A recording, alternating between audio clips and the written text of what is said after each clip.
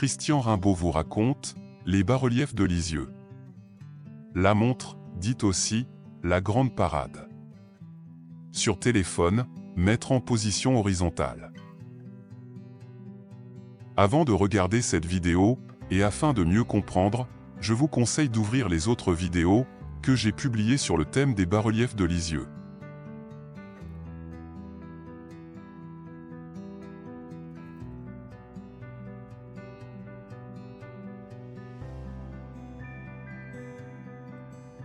Regardez bien cette image d'un splendide bas-relief de Lisieux. Car vous ne le verrez plus jamais dans toute sa splendeur.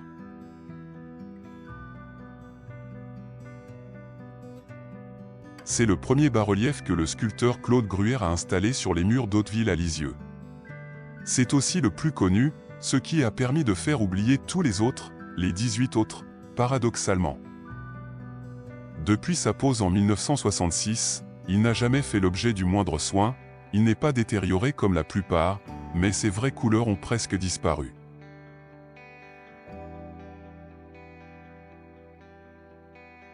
En fait, il s'agit d'un diptyque, double bas-relief qui marquait de part et d'autre, l'entrée d'un long parcours joyeux et culturel dont hélas aujourd'hui, 50 ans plus tard, il ne reste plus grand-chose.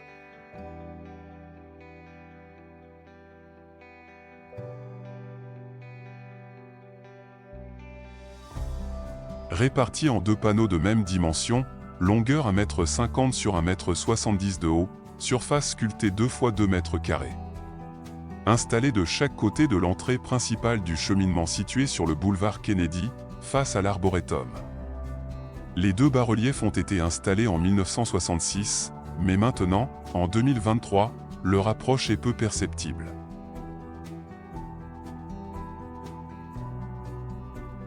Explication. Ce premier double bas-relief demande une explication qui aidera à comprendre tout de suite l'optique de l'imaginaire voulu par le sculpteur. Pourquoi ce titre, la montre? Selon le sculpteur, il s'agit en fait de la montre du cirque, c'est-à-dire le grand défilé, la parade que les cirques qui s'installaient dans les villes au Moyen-Âge avaient l'habitude de faire, pour inciter les villageois à venir sous leurs chapiteaux. Autrement dit, pour cette nouvelle zone d'habitation de Lisieux, c'est la représentation de la fête. Ces grandes parades ont continué d'ailleurs de se pratiquer jusqu'aux années 1950, ce qui explique la cohérence de ce thème dont l'actualité n'était pas si lointaine. À Lisieux, ce titre, la montre, n'était pas compris, alors les autorités ont préféré lui substituer la grande parade. Comme si changer le titre d'une œuvre d'art était banal. Venez avec moi vous promener à pied.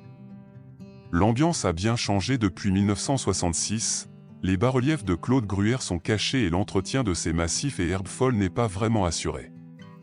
Quel sera l'avenir de tout ceci? Mystère. Ce cliché en noir et blanc qui date de l'époque de l'installation est extraordinaire, et jamais publié.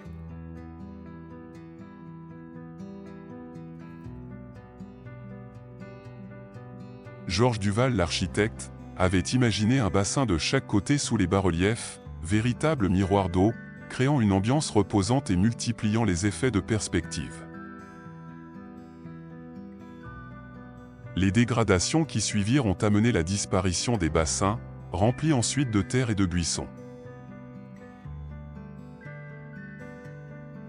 L'alimentation en eau de ces deux bassins était assurée par une source de l'ancien plateau Saint-Jacques. Sur cette photo, l'arrivée d'eau se déversait dans un premier bassin, aujourd'hui transformé en parterre de fleurs pour raison de sécurité, et s'écoulait ensuite plus bas vers les bas-reliefs.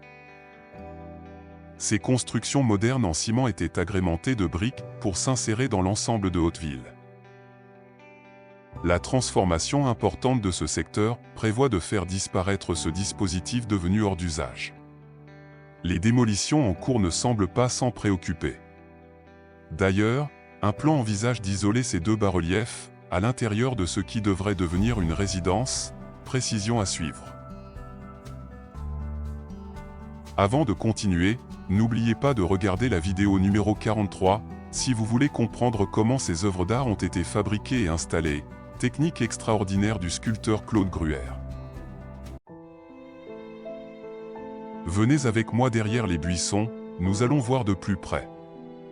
Fin avril 1966, le sculpteur Claude Gruère arrive depuis son atelier de Solesmes, à 200 km d'ici, avec une quarantaine de blocs de terre cuite, sculptés et revêtus de magnifiques couleurs. Chaque module pèse plusieurs kilos. Et le mur de briques a été creusé pour incruster tous ces morceaux de puzzle en affleurant la surface des briques. Seules les parties sculptées seront désormais en relief. Ensuite, son épouse Marie-Madeleine va faire des raccords en peinture à l'huile pour donner l'illusion d'un magnifique ensemble sculpté sur place. Technique exemplaire et extraordinaire. Et ensuite, la même opération se renouvellera pour le second bas-relief de l'autre côté. Une œuvre magnifique.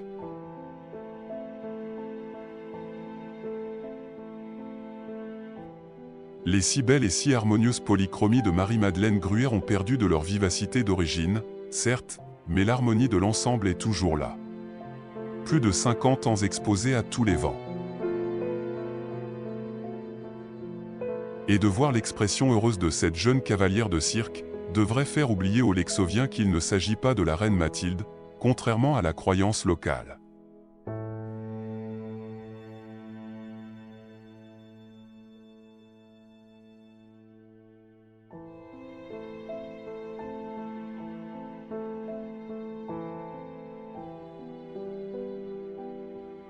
Il faut examiner attentivement, et de très près, pour se rendre compte que cet ensemble sculpté est composé de nombreux morceaux collés les uns aux autres.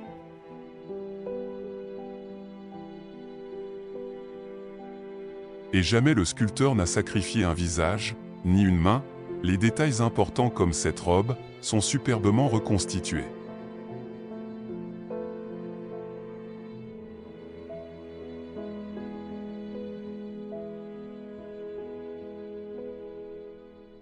Passons de l'autre côté, et traversons les buissons pour aller voir le second panneau.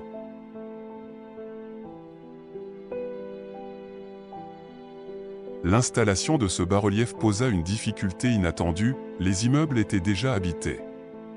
Et l'entreprise Laugeois de Lisieux devait recreuser les murs de briques, selon les découpes très complexes et précises données par le sculpteur. Il fallut tout faire à la main, sans machine, des personnes âgées et malades logeaient juste derrière, et j'ai pu constater qu'il n'existait pas beaucoup d'isolation dans ces HLM.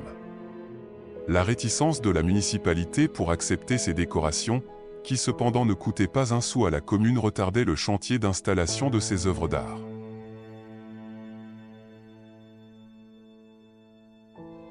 Comme je l'ai si souvent expliqué, ces bas-reliefs sont des sculptures et non des moulages, puisque ce sont des pièces uniques. Le sculpteur a travaillé ces personnages en taille directe dans la masse, c'est-à-dire dans des blocs d'argile qu'il devait ensuite cuire à 1200 degrés, pour en faire de la terre réfractaire résistant aux intempéries normales.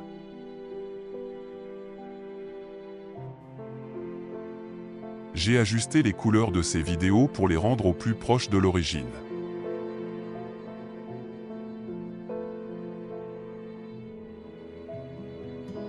Il est permis de se demander quel esprit pervers, quel responsable de Hauteville, a eu cette idée inconcevable de faire planter des buissons si haut devant ces bas-reliefs?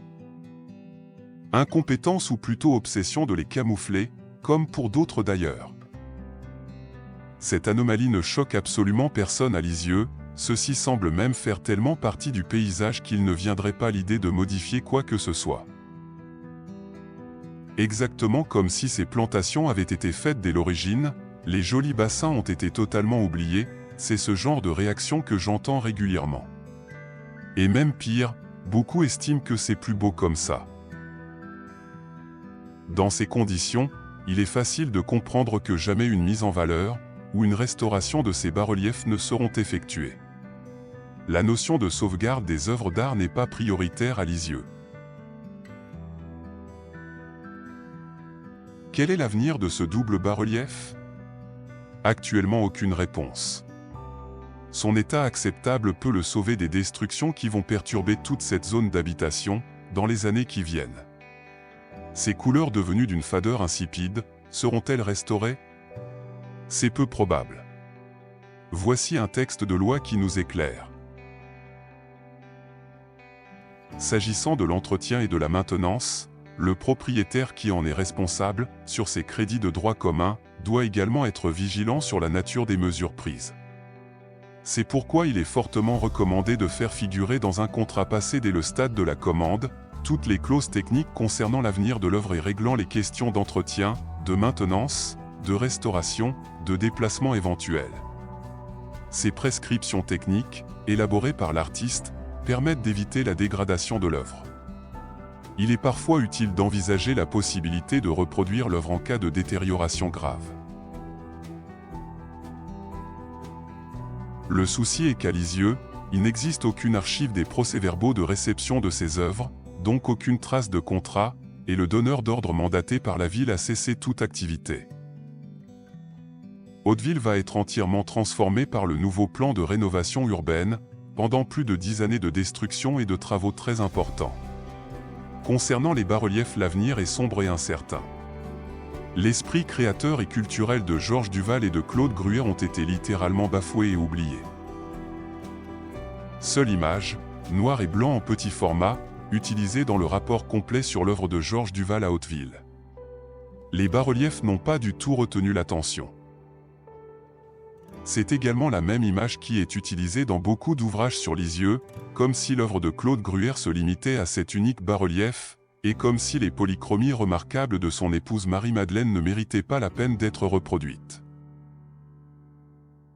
J'ai volontairement optimisé les couleurs et les contrastes de mes vidéos, pour essayer de redonner un peu d'éclat à ces bas-reliefs. Les polychromies d'origine se sont affadies avec le temps, mais le grain si particulier de l'argile chamottée est resté absolument intact. Ceci prouve que tous les autres bas-reliefs, volontairement exposés aux intempéries et au vandalisme, se sont dégradés par l'incompétence et l'irresponsabilité de ceux qui en avaient la garde et la jouissance.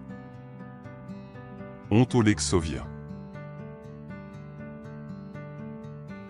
Observation complémentaire, concernant l'entretien général de l'ensemble des bas-reliefs d'Hauteville, en 1978, l'ASBN, organisme gérant la construction de la ZUB de Lisieux, demande à Claude Gruère d'intervenir pour nettoyer et réparer plusieurs bas-reliefs, endommagés ou vandalisés.